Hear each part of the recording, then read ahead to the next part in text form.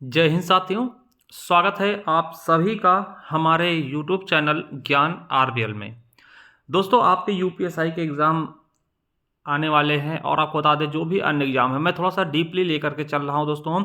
और इस समय दोस्तों हम पहुंच चुके हैं प्रधानमंत्री तक। ठीक है, तो आज हम इस वीडियो में प्रधानमंत्री जी के बारे में देखेंगे कि प्रधानमंत्री संबंधित संविधान में क्या चीज़ें हैं। ठीक है, तो सारी चीज़ें देखने वाले हैं। आपको पता है इसके पहले हमने उपराष्ट्रपति राष्ट्रपति को भी देख चुके हैं।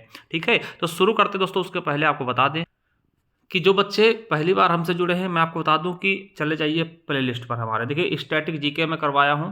ठीक है, यूपी पुलिस यूपीएसआई के लिए किसी भी एग्जाम्स के लिए स्टैटिक वाले पार्ट जो कहीं नहीं मिलते दोस्तों, उसको हमने बहुत ही शानदार तरीके से करवाया हुआ है।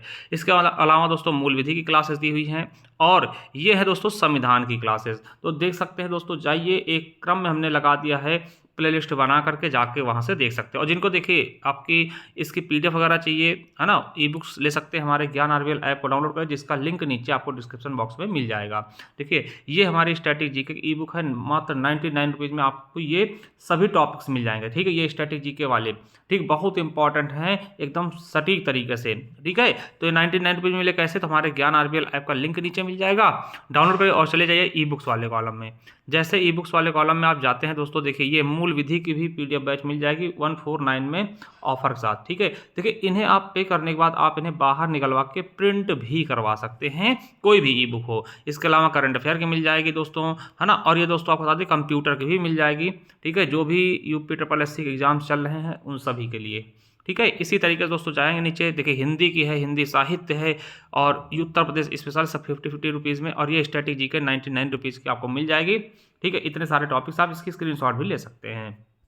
ठीक है, इसी तरीके से दोस्तों ये है जिससे मैं ये करा रहा हूँ, पूरी क्लासेस दे रहा हूँ दोस्तों। ये हमारी पॉलिटिक ई बुक है, ये भी आपको मिल जाएगी मात्र 50 रुपीज़ में। इससे आप बाहर निकलवा के प्रिंट भी करवा सकते हैं। तो चलिए शुरू करते हैं वीडियो को। तो साथियों चलिए देखते हैं प्रधानमंत्री। ठीक है, प्रधानमंत्री के बारे में आपको बताया दोस्तों, जो हमारे यहाँ वास्तविक शक्ति होती है दोस्तों वो प्रधानमंत्री के पास होती है। चलिए, आपसे क्वेश्चन आएगा कि प्रधानमंत्री का उल्लेख किसमें दोस्तों, तो आप बताएंगे आर्टिकल 74 में। क्या कहा गया है, अनुच्छेद 74 में क्या कहा गया है कि राष्ट्रपति को सलाह देने के लिए एक मंत्री परिषद होगा। ठीक है, यानी राष्ट्रपति को सलाह देने के लिए एक मंत्री परिषद होगा और उसका प्रमुख जो होगा वो प्रधानमंत्री होगा। यानी कि राष्ट्रपति महोदय को सलाह देने के लिए एक मंत्री परिषद होगा, मंत्री परिषद में बहुत सारे लोग आएंगे और उसका जो प्रमुख होगा वो प्रधानमंत्री होगा। आपको बता दें ये 74 में कहा गया, आर्टिकल 74 में आपको बता दें कि प्रधानमंत्री आर्थिक मामलों पर मंत्रिमंडलीय समिति का अध्यक्ष होता है, जो आर्थिक क्षेत्र में सरकारी गतिविधियों का निर्देशन और समन्वय करता है। ये यूपीएसआई में क्वेश्चन पूछा गया है।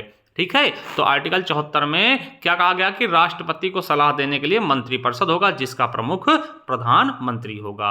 वही अनुच्छेद 75 क्या कहता दोस्तों कि मंत्रियों के बारे में उपबंध, क्या मंत्रियों के बारे में उपबंध कि मंत्रियों की नियुक्ति कैसे होगी। तो आपको बता दें कि प्रधानमंत्री की नियुक्ति कौन करेगा, राष्ट्रपति करेगा। क्वेश्चन आपसे पूछ सकता है कि प्रधानमंत्री की नियुक्ति कौन करेगा, राष्ट्रपति महोदय करते हैं। आपको पता है कि जो बहुदलीय होता, जिसको ज्यादा बहुमत मिलता दोस्तों, ठीक है, उस पार्टी के जो प्रमुख होते हैं उनको बुलाया जाता है दोस्तों, और राष्ट्रपति महोदय प्रधानमंत्री की नियुक्ति करते हैं, जैसे कि मोदी जी की 3 बार कर चुके हैं। ठीक है, तथा और देखिए पहले राष्ट्रपति महोदय प्रधानमंत्री की नियुक्ति करें, अब फिर प्रधानमंत्री जिसको कहेगा, जिसको कहेगा प्रधानमंत्री के सलाह पर अन्य मंत्रियों की नियुक्ति करेंगे। क्वेश्चन आपसे आ सकता है कि भैया रेल मंत्री, ठीक है, रेल मंत्री की नियुक्ति कौन करेगा, तो देखिए नियुक्ति कौन करेगा, करेंगे राष्ट्रपति। किसकी सलाह पर, कौन कहेगा भैया इनको आप बनाइए रेल मंत्री, इनको बनाइए वित्त मंत्री, इनको बनाइए रक्षा मंत्री, तो प्रधानमंत्री कहेंगे राष्ट्रपति भैया इनको आप रेल मंत्री बनाओ, बिल्कुल बना दिया। ठीक है,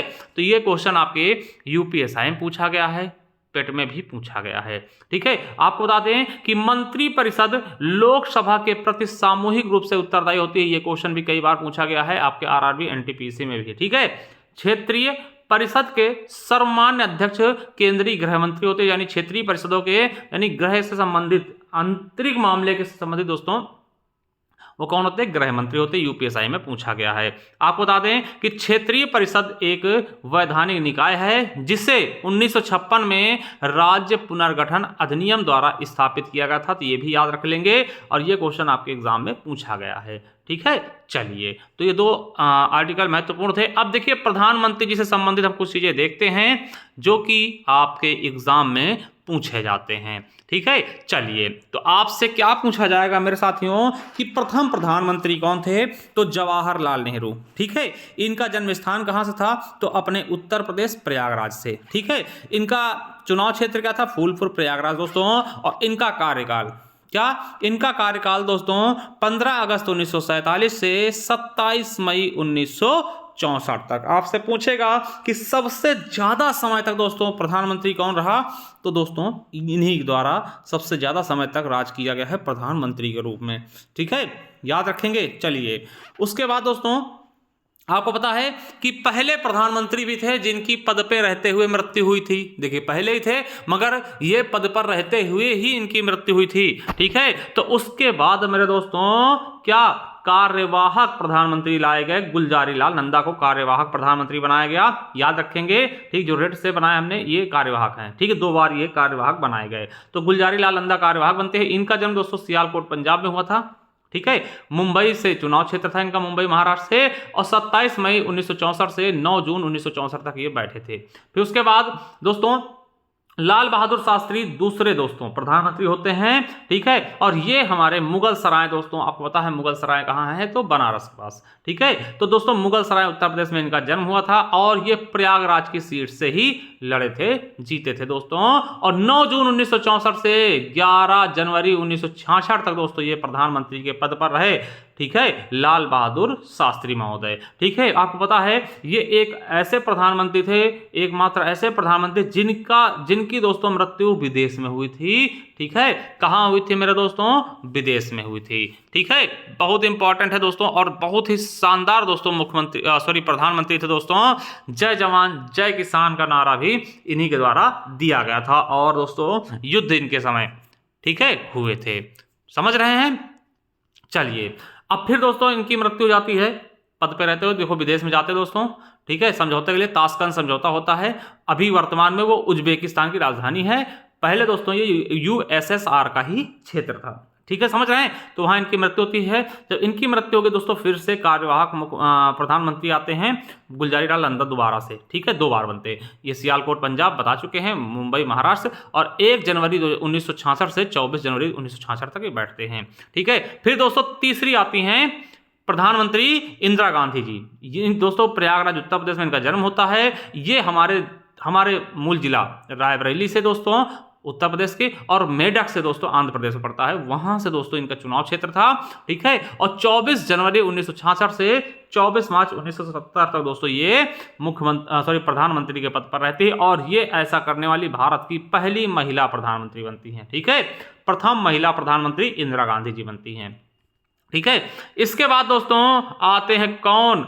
मोरारजी देसाई, भदेली गुजरात से दोस्तों, और इनका सूरत निर्वाचन क्षेत्र था। आपको बता दें कि 24 मार्च 1977 से 28 जुलाई 1979 तक ये पद पर बने रहते हैं।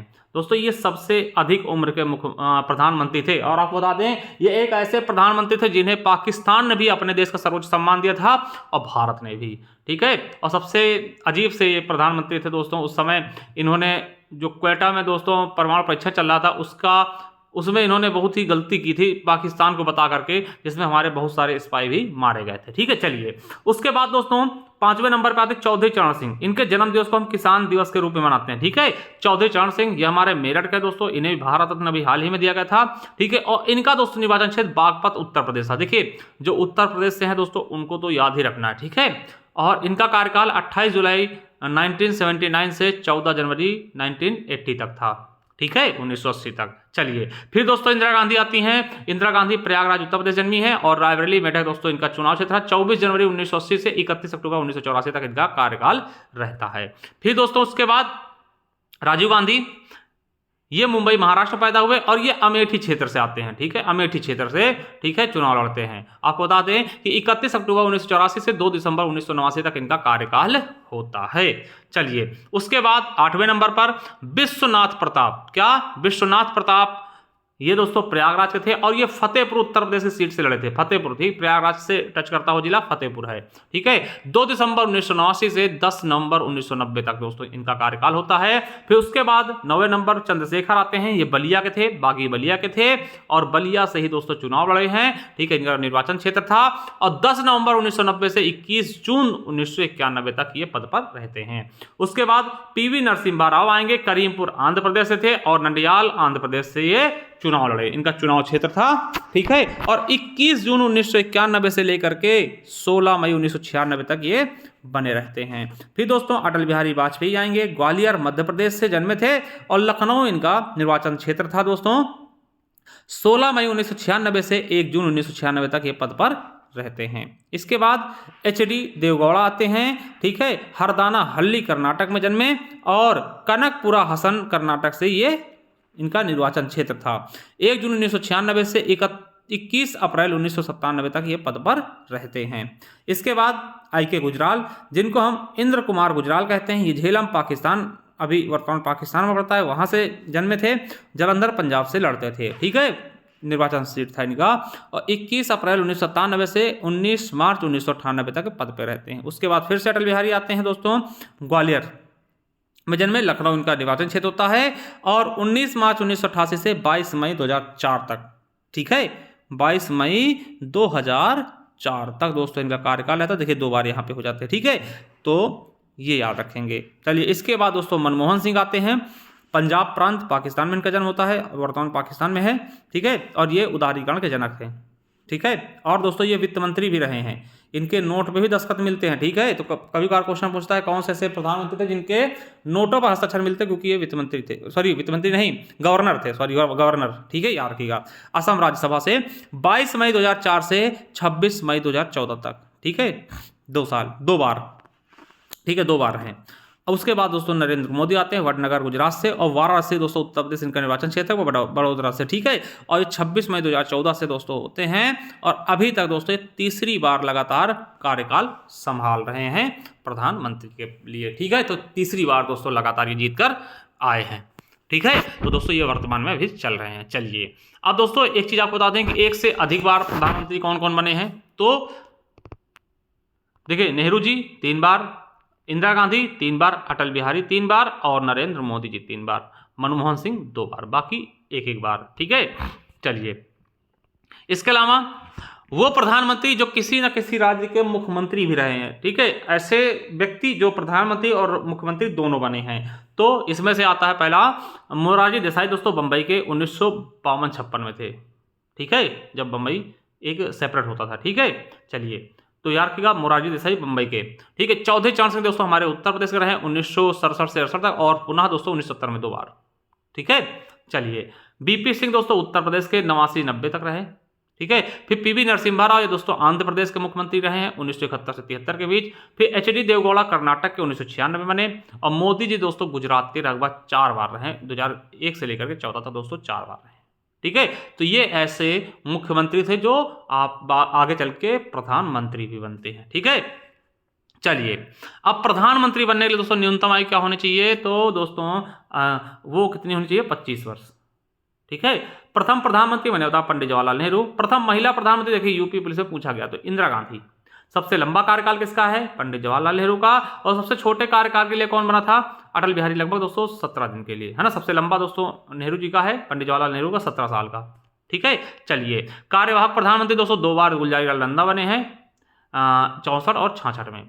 देश के पहले गैर कांग्रेसी प्रधानमंत्री कौन थे, मोरारजी देसाई 1977 में, ठीक है। आपको पता है इन्होंने नोटबंदी भी इनके समय हुई थी, ठीक है।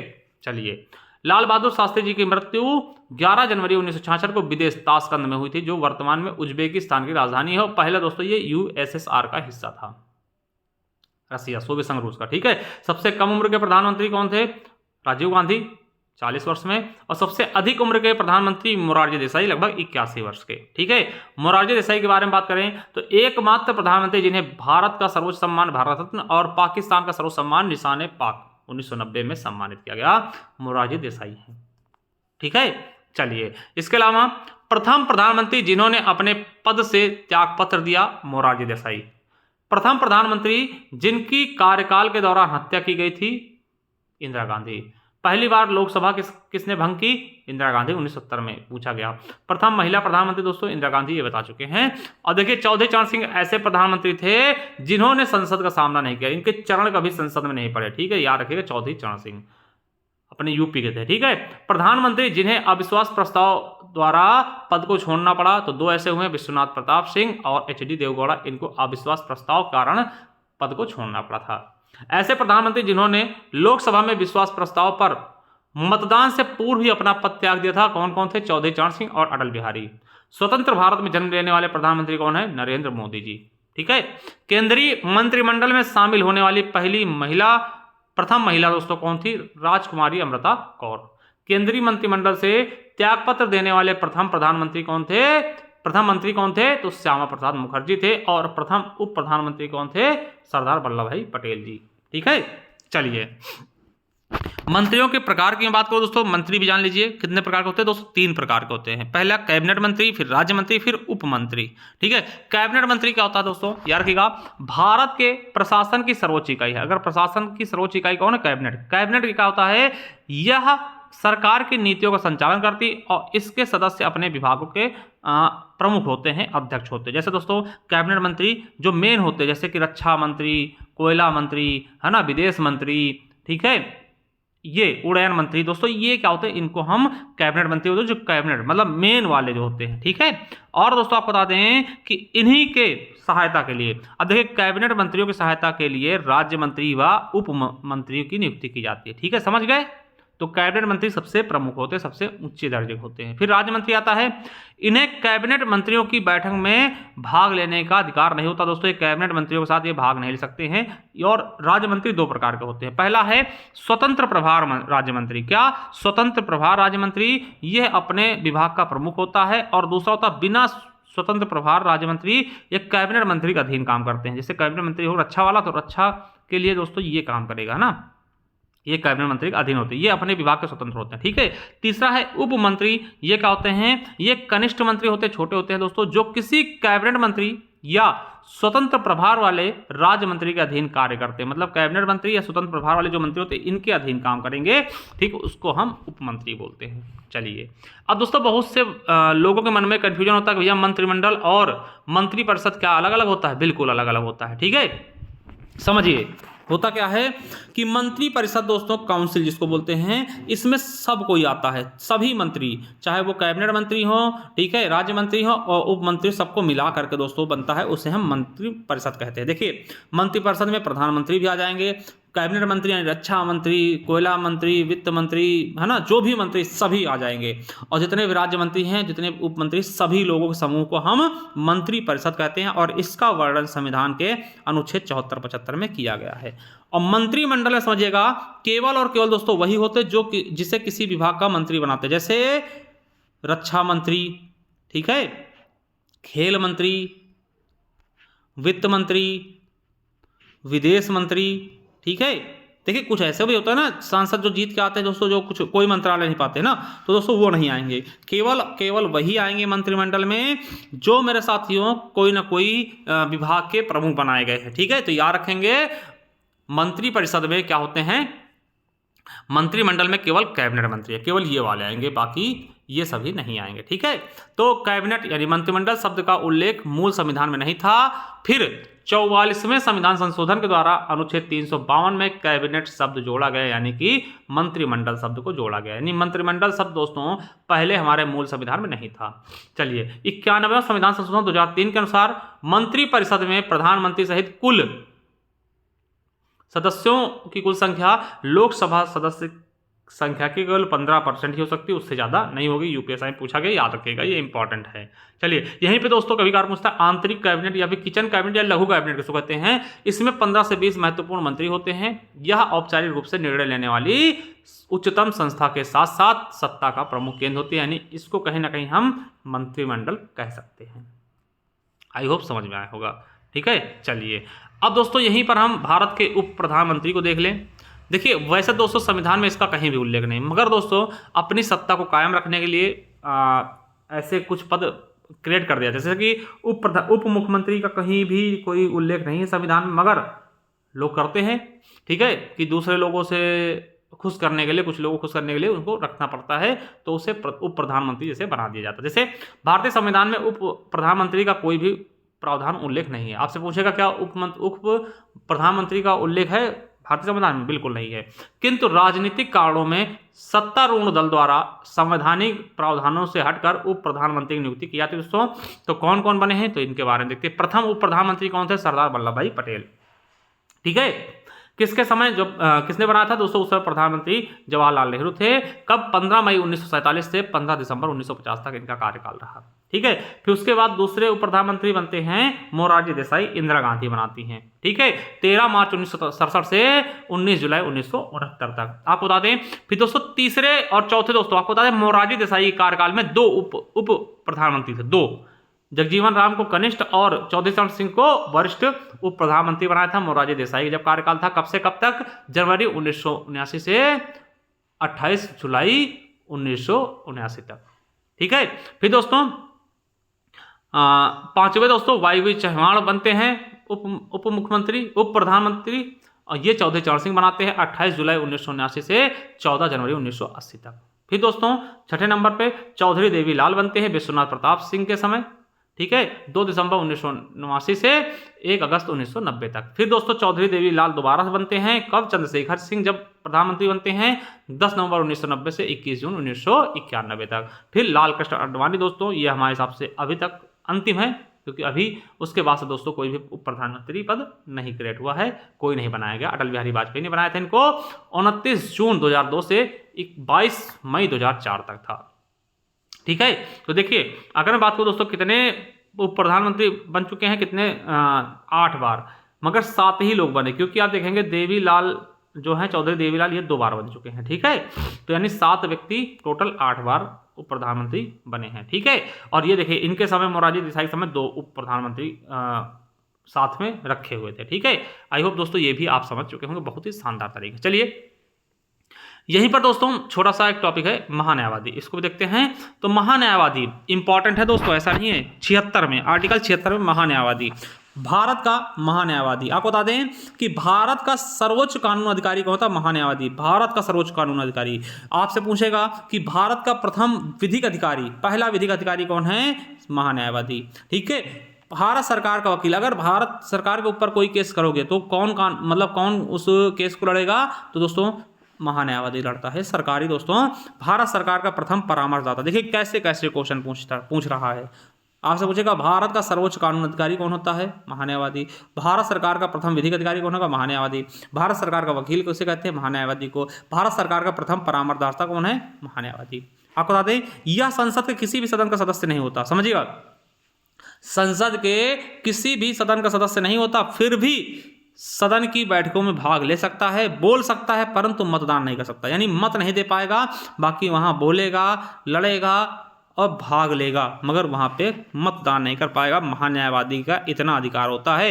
आप बता दें कि लोकसभा की कार्यवाही में विशिष्ट निमंत्रण पर भाग लेने का भी अधिकार, अगर दोस्तों इसे बुलाया जाता तो ये जा सकता है भाग लेने। ठीक है, चलिए इसकी नियुक्ति कौन करेगा दोस्तों? तो राष्ट्रपति महोदय करते हैं। राष्ट्रपति द्वारा केंद्रीय मंत्रिमंडल की सलाह पर होता, जैसे यूपीएस पुलिस और यूपीएस में पूछा गया।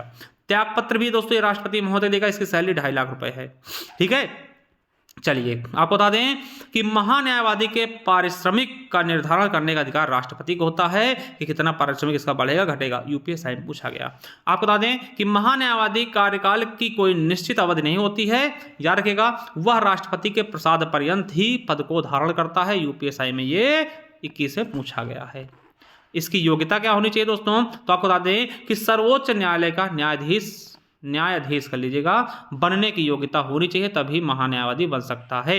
या फिर दोस्तों किसी भी हाई कोर्ट में 5 वर्षों तक न्यायाधीश रहा हो या 10 वर्षों तक, देखिए या तो 5 वर्ष तक न्यायाधीश रहा हो या फिर 10 वर्षों तक लगातार वकील या राष्ट्रपति जी की नज़रों में पारंगत विधिवेत्ता हो दोस्तों, तब भी राष्ट्रपति ऐसे ही नियुक्त कर सकते हैं।